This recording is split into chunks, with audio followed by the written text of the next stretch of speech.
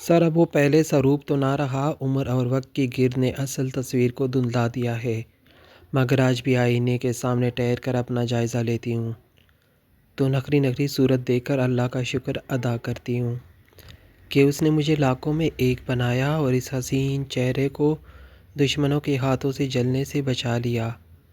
یہ بہت دور کی بات نہیں، 10 برس پہلے کا قصہ ہے۔ ان دنوں مجھ پر کچی گلیوں کا روپ تھا، شابی رنگت اور نرگسی آنکھوں میں پڑے گلابی دوڑے دیکھنے والوں کو دیوانہ کیے دیتے تھے، لیکن مجھے اپنے حسن کی سحر انگیزی کا قطعی احساس نہیں تھا۔ میں اپنی خوبصورتی کے جادو سے ناواقف تھی، اور اس ناواقفیت میں اماں کی گہری تربیت کا ہاتھ تھا۔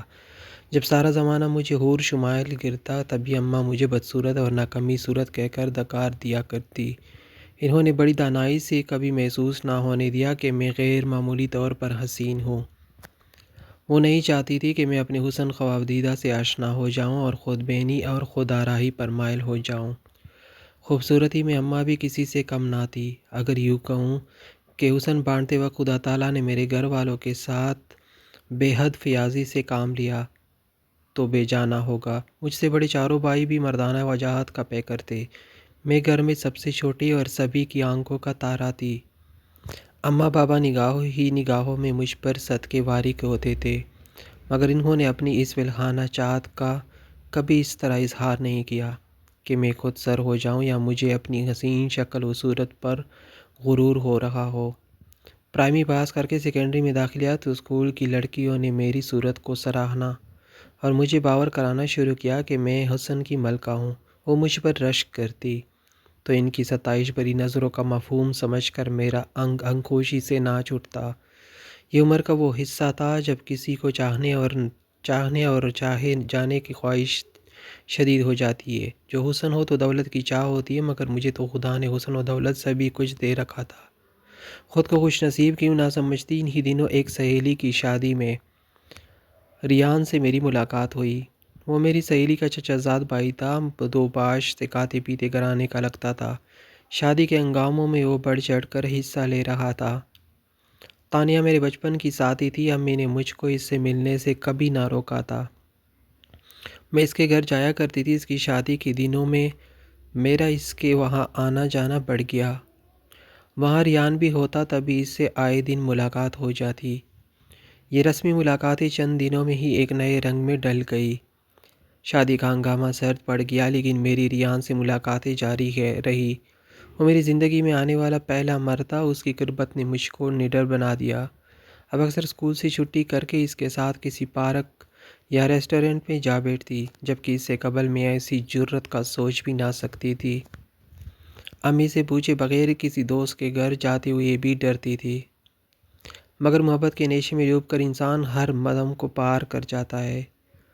ریان کی چاہ نے مجھے بھی اب ہر خوف سے بیگانہ کر دیا تھا۔ ریان کے بارے میں اتنا جانتی تھی کہ وہ کسی کمپنی میں منیجر ہے، والدین پنجاب کے کسی قصبے میں رہتے ہیں اور ذمہ داری کرتے ہیں۔ اس کی والدہ کا انتقال ہو چکا تھا۔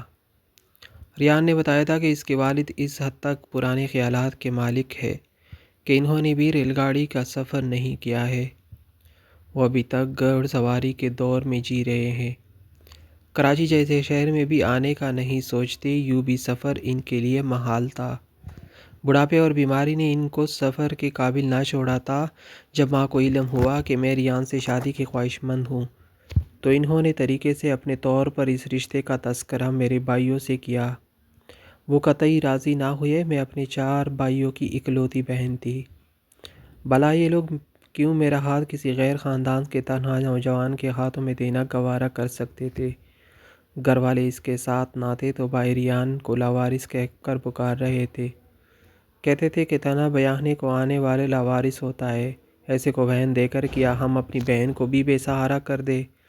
گھر والوں کے الفاظ پر میں برہملا احتجاج کر سکتی تھی، لیکن مسلسل خاموشی اور گمسم رہنے سے سب سمجھ گئے کہ میں رشتے کے ٹکرانے پر افسردہ ہوں۔ جب ریان کا رشتہ میرے بھائیوں نے رد کیا تو اس نے ہمت نہ ہاری۔ اس نے امی سے رابطہ رکھا اور یوں ہمارے گھر دہلیز پر اتنی بار اماں کے قدموں میں حاضری دی کہ بالآخر میری ماں نے منت سماجت سے بابا جان سے منوا لیا کہ بظاہر اس رشتے میں کوئی خرابی نہ تھی سوائے اس اعتراض کے کہ ریان کے باپ اس شادی میں شامل نہ ہو سکتے تھے۔ بڑے شہروں کی لڑکیاں اس کی نظروں میں آزاد خیال تھی، جو دیہات کی بہو ہی بننے کے قابل نہ تھی۔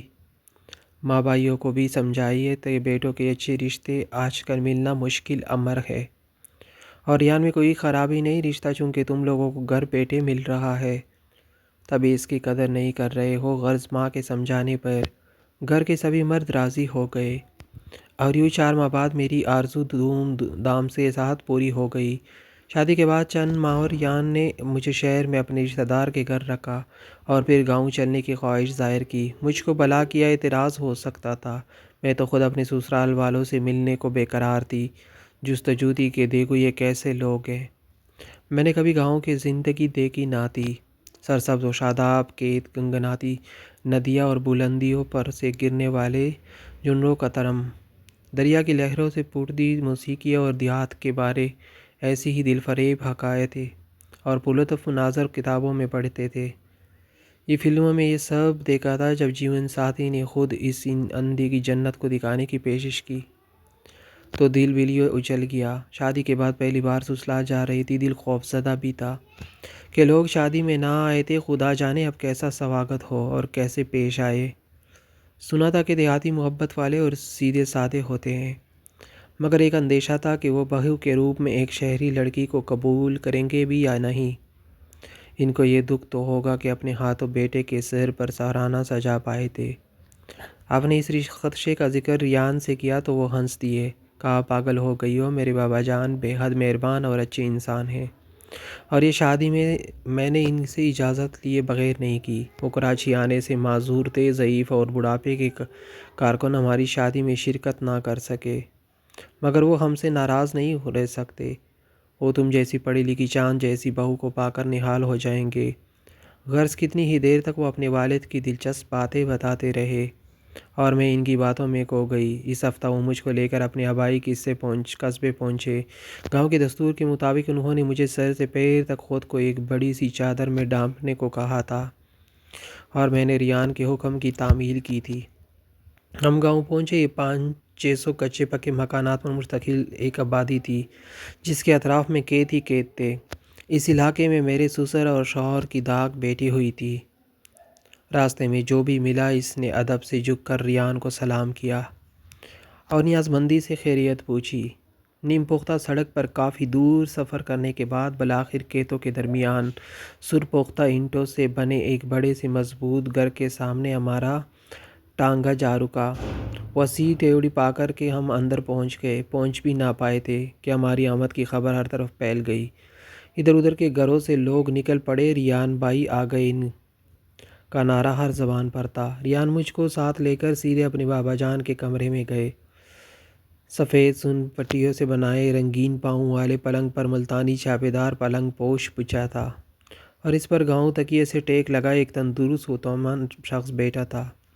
قریبی وتیل کا چمکتا تارا دار حقہ رکھا ہوا تھا، جس کو وہ چلم بھی کہتے تھے۔ چلم کی دراز نے ان کے لبوں میں دبی تھی، سفید لنگے کرتے اور ان کا دبدبہ ثابت تھا، اور لباس کی نفاست میں اجلا پن ان کی تمکن کو ظاہر کرنے کو کافی تھا۔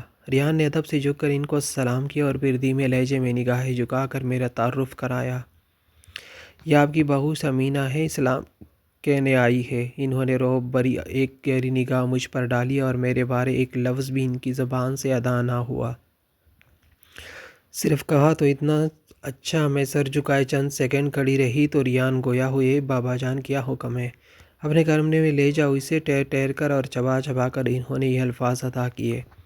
میرے آنسو پلکوں تک آ گئے کہ سسر نے پہلی بار دیکھ کر مجھے دعا بھی نہ دی تھی، شاید کہ ان کا یہی طریقہ تھا۔ ریان مجھے کمرے میں بٹھا کر چلے گئے۔ اس کے بعد اونچی آواز سے ان کے باتیں کرنے کا آہنگ مجھ کو سنائی دینے لگا۔ وہ اپنی مادری زبان میں گفتگو کر رہے تھے، جیسے دونوں میں کچھ تکرار ہو رہی ہو۔ مجھ کو صرف آواز سنائی دے رہی تھی، مگر گفتگو کے معنی نہ سمجھ پا رہی تھی۔ میں کمرے کے ایک کونے میں کھڑی تھی، اس اثنا میں کہ ان کی ملازمہ جنت مجھ کو شربت دینے آئی۔ میں نے پوچھا کیا کہہ رہے ہیں یہ؟ جھگڑا ہو رہا ہے کیا؟ نہیں بی بی، ایسے ہی بولتے ہیں۔ بس ذرا اونچی آواز میں، آپ پریشان نہ ہو، آرام کرے۔ ذرا دیر بعد ریان آ گئے۔ ان کا چہرہ سرخ اور تمتا ہوا تھا۔ میں نے بے قرار ہو کر سوال کیا، کیا ہوا؟ کیا کچھ برا بھلا کہا ہے آپ کے بابا جان نے؟ نہیں، وہ بولے ایسی کوئی بات نہیں ہے، تمہیں یہی خرابی ہے، ذرا ذرا سی بات پر سہم جاتی ہو۔ اس روز کے بعد میری سسر صاحب سے کوئی بات نہ ہوئی، سامنا ہو جاتا تو میں نظریں نیچے رکھتی اور سلام کرتی، وہ ہو کہہ کر آگے بڑھ جاتے۔ اس رویے سے صاف ظاہر تھا کہ خفی تو تھی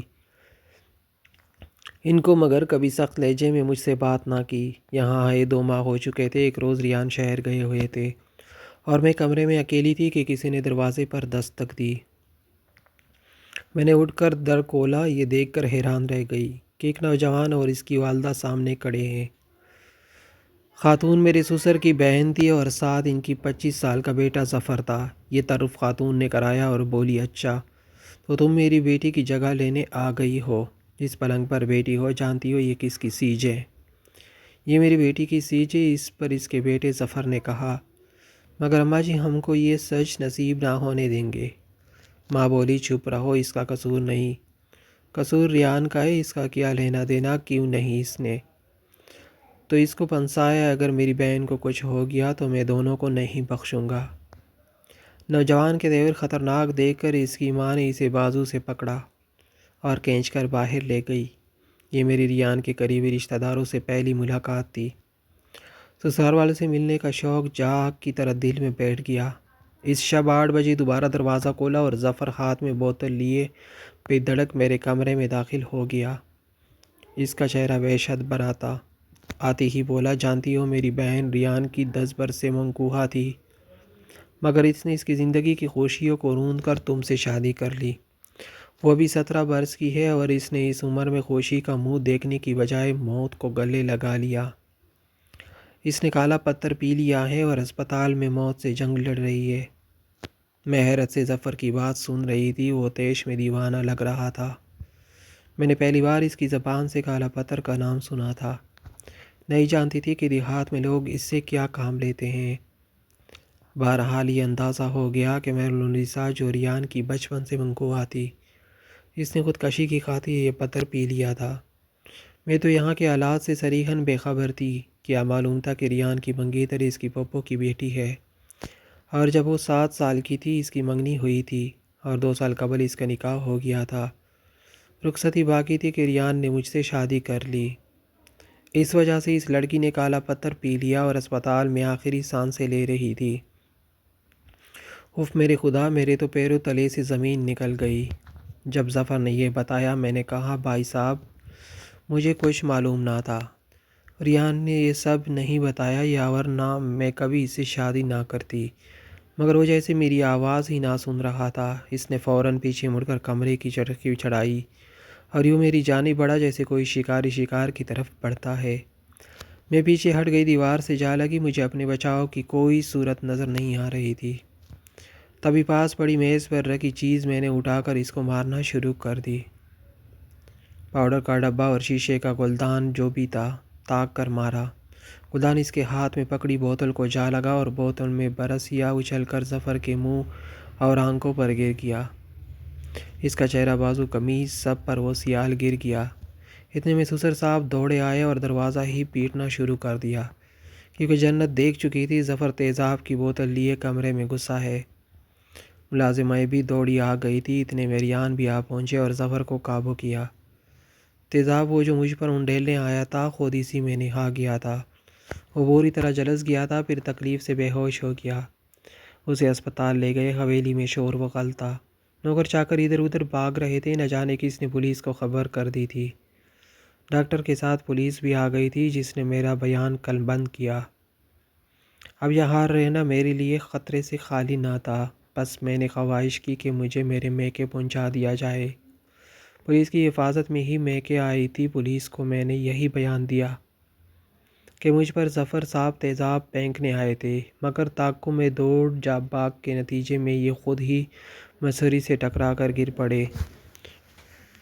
چونکہ انہوں نے بوتل کا ڈھکن کھول کر رکھا تھا، لہٰذا تیزاب اب انہی کے اوپر گر گیا۔ کیس چلا، جانے کیا ہوا، کیسے چلا، کیسے ختم ہو گیا۔ ریان مجھے لینے آئے، میں نہ گئی، بھلا کیوں نہ کر جاتی۔ میرے والد اور بھائی سینہ سپر ہو گئے۔ کہ ایک بار خدا نے ہماری بہن کو بچا لیا، بیجا تو سسرال والے جانے اس کا کیا حشر کرے۔ میں تو خود ہی وہاں کے لوگوں اور سسرال کے ماحول سے ڈر گئی تھی۔ ریان کی منقوہ بھی بچ گئی تھی، لہٰذا وہاں جانے کا مطلب سوتن کو قبول کرنا یا اس کے بھائیوں کے انتقام کا نشانہ بننا تھا۔ دل پر پتھر رکھ کر میں نے ریان کی محبت کو دفن کیا اور والد صاحب کی رضا سے طلاق لے لی۔ اس کے بعد دوسری شادی نہیں کی۔ لوگ کہتے ہیں حسن بھی دولت ہے کہ جس کو خدا دے، مگر میں سمجھتی ہوں بہت زیادہ خوبصورتی بھی جان کے لیے خطرہ بن جاتی ہے۔ جسے دولت کے پیچھے لٹیرے لگ جاتے ہیں، ایسی ہی اچھی صورت کے پیچھے بھی میلی نگاہیں لٹیرے بن کر پڑتی ہے۔ سوچنے خدا نخواستہ اس عذرا اگر اپنے ارادے میں کامیاب ہو جاتے تو میرے حسن کا کیا حال ہوتا۔ آج بھی آئینہ دیکھتی ہوں تو یہی سوچتی ہوں، ست شکر کہ وہ اپنے ارادے میں کامیاب نہ ہوا اور میری صورت بگڑنے سے بچ گئی۔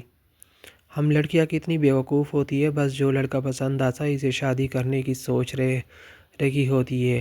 یہ نہیں سوچتی کہ یہ کون ہے، کیا کرتا ہے، اس کے خاندان گھر ماحول کیسا ہے، رہتے کیسے ہیں، اس کے ماں باپ خاندان ہمیں بہو کے روپ میں قبول کریں گی بھی یا نہیں۔